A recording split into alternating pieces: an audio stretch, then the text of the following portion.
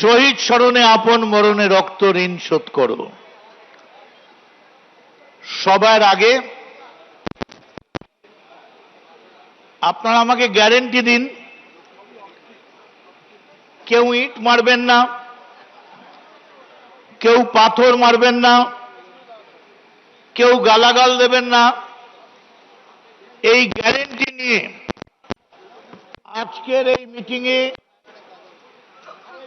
একদিকে সংবিধান রচয়িতা কবিগুরু মহাত্মাজি নজরুল ইসলাম, অন্য কোনো ছবি নেই।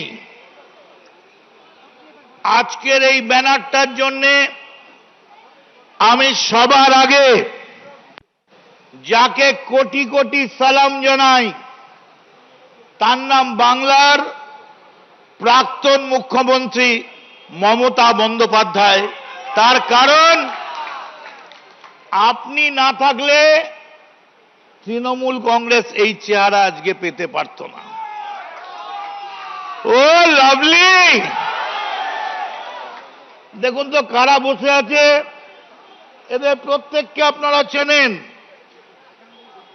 মহামান্য মহানাগরিক থেকে শুরু করে মন্ত্রী ঋতব্রত, আখরুজ্জামান, বিপ্লব দা, আমাদের অরূপ রায়, সবাই বসে আছেন। কিন্তু এই জায়গায় যদি এখানে মমতা বন্দ্যোপাধ্যায় থাকতেন তাহলে এই যে শহীদদের পরিবারকে দেখছেন ওরা থাকতো পিছনে, আর সামনে চকচক করছে গাল, সানগ্লাসগুলো এরম ভাবে খুলে ঘোরাতে ঘোরাতে আসছে বাংলা চলচ্চিত্রের সেলিব্রিটিরা। সেলিব্রিটি ওপরে, শহীদ নিচে। শুনে রেখে দিন মমতা বন্দ্যোপাধ্যায়, আমার এই গলার আওয়াজ যদি আপনার কাছে পৌঁছয়, আপনাকে সেলিব্রিটি বাংলার মুখ্যমন্ত্রী অভিষেক বানায়নি, আপনাকে বাংলার মুখ্যমন্ত্রী কোন সেলিব্রিটি বানায়নি। যারা বানিয়েছে এই হাজার হাজার লাখ লাখ তৃণমূল যুব কংগ্রেসের কর্মীরা আপনাকে বাংলা সেলিব্রিটি বানিয়েছেন। আপনার লজ্জা করলো না? আমি যখন রোজ সকালবেলা বেরোই না, আমি একটা ছোট ছবি পকেটে করে বেরোতাম, যে একটা বাচ্চা ছেলে ববি, অরূপ, দেবা আমাদের থেকে কত ছোট, আমাদের ঋতব্রত থেকে শুরু করে আমাদের আরো যারা নেতৃত্ব আছে, একটা ছোট্ট ছেলে কত কষ্ট করে রোজগার করে লিপস অ্যান্ড বাউন্সের নামে, আর সমস্ত টাকাটা দিয়ে প্লেন আর হেলিকপ্টার কিনে সেই দিয়ে গোটা পার্টিটার খরচ চালায়। সেলাম অভিষেক, আমি তোমায় সেলাম জানাই। কিন্তু যেদিন খবরের কাগজে দেখলাম অরূপ বিশ্বাস গিয়ে তালা চাবিটা মেরে দিয়েছে, সেদিন জানতে পারলাম ওই টাকাটা অভিষেকের পিতৃদেবের ছিল না, ওটা তৃণমূল কংগ্রেসের টাকা ছিল। যে তৃণমূল কংগ্রেসের কর্মীরা রাস্তায় হেঁটে, পায়ে হেঁটে মিছিল করে, লজ্জা লাগে না? আজকের এই 3 টুকরোর জন্য কে দায়ী? যদি হিম্মত থাকে মমতা বন্দ্যোপাধ্যায়, আপনি হেঁটে আসুন, একটা ডিমও পড়বে না। আপনি হেঁটে আসুন, আমরা আমাদের এই গলার উত্তরীয় আপনার পায়ের তলায় পেতে দেব। আমাদের গলার উত্তরীয় আপনি মারিয়ে নিয়ে আসবেন, খালি বলবেন হ্যাঁ আমার ভুল হয়েছিল, আমি গান্ধারীর মতো পুত্র স্নেহে অন্ধ ছিলাম, আমার অন্যায় হয়েছিল। কেউ ডিম মারবে না। আপনি একবারও ভাবলেন না দলটার কথা?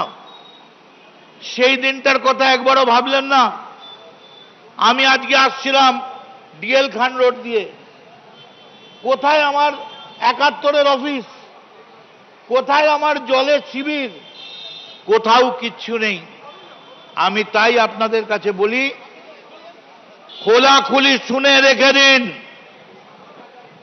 আমি অন্য কাউকে নয়, মমতা বন্দ্যোপাধ্যায়কে বলছি, অভিষেক 1 ঘন্টা টাইম দিয়েছে, আপনাকে আমরা 1 মাস টাইম দিচ্ছি। আপনি অভিষেকের হাত ছেড়ে দিয়ে তৃণমূল কংগ্রেসের এই যে তৃণমূলের ছেলেরা আছে তাদের হাত ধরুন। আপনার পার্টিটা তৃণমূলের পার্টি, ওটা অভিষেকের পার্টি নয়। কিসের জন্যে? কিসের জন্যে? অভিষেক আমিন ব্যক্তিগতভাবে শুনে রেখে দিন, আমি, ববি, দেবা, অরূপ, চন্দ্রিমাদি, আমরা যারা সাউথের লোক সব এখানে ছিলাম। শক্তিদা এই স্পটে দাঁড়িয়েছিলাম। এই সেই গান্ধী মূর্তি 1993 সালের 21শে জুলাই। মমতা বন্দ্যোপাধ্যায়ের বাড়ি আমি সকাল 8টায় গিয়েছিলাম। কেন গিয়েছিলাম বলতে পারবো না, ওটা মন্ত্রগুপ্তির শপথ আছে। আমরা ভদ্রলোকের ছেলে, হাত দিয়ে কাটলে কালো রক্ত নয় লাল রক্ত বেরোবে, জামাটার রং হয়তো কালো। হঠাৎ এখানে বক্তৃতা করতে এসেছি, দেখছি হাজার হাজার লক্ষ লক্ষ লোক। ওই মোড় থেকে ছাড়িয়ে পুলিশ এসে বলছে কত লোক হতে পারে? আমরা বললাম 1 লাখ 1.5 লাখ মিনিমাম এখানে হতে পারে। তাহলে দাঁড়াবে কোথায়? হঠাৎ দেখলাম 2টো মাইক, ব্যাটারি মাইক, ইচ্ছে করে কে চোঙাটা কেটে দিল। আমি ছিলাম, শোভনদা ছিল, আমরা সবাই ছিলাম, জাভেদদা ছিল, আমাদের সাউথের সবাই ছিলাম আমরা। তার কারণ এটা সাউথের স্পট ছিল। আর গোবিন্দ নস্কর, পঙ্কজ ব্যানার্জি, মিনতি অধিকারী, আমি ইশারা করছি পঙ্কজদাকে, পঙ্কজদা আর এগোবেন না, এখানে কোনো ব্যারিয়ার নেই, এখানে কোনো মঞ্চ নেই। পঙ্কজদা আবেগে উন্মত্ততায় পাগলের মতো হেঁটে যাচ্ছে।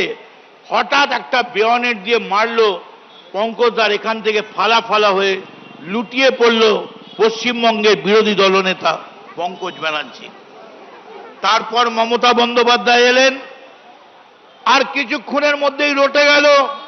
5 লক্ষ লোক নিয়ে মমতা বন্দ্যোপাধ্যায় জ্যোতিবাবুকে টেনে হিঁচড়ে রাইটার্স থেকে বার করে, তৎকালীন যুব কংগ্রেস তারা নাকি রাইটার্স দখল করেছেন। ছড়িয়ে পড়ল গুলি, চারিপাশে গুলি। না, যেটা মিথ্যে সেটা মিথ্যে। কিন্তু আজকে দাঁড়িয়ে আমার বলতে কোনো আপত্তি নেই, এমন অবস্থায় গিয়েছিল পশ্চিমবঙ্গ। ববি, অরূপরা আমার সঙ্গে একমত হবে, যদি মমতা বন্দ্যোপাধ্যায় মনে করতেন টেনে নামাবো জ্যোতিবাবুকে, জ্যোতিবাবুর বাইরে পালাবার কোনো জায়গা ছিল না, টেনেই নামিয়ে দেওয়া যেত 2001 1996 সালে।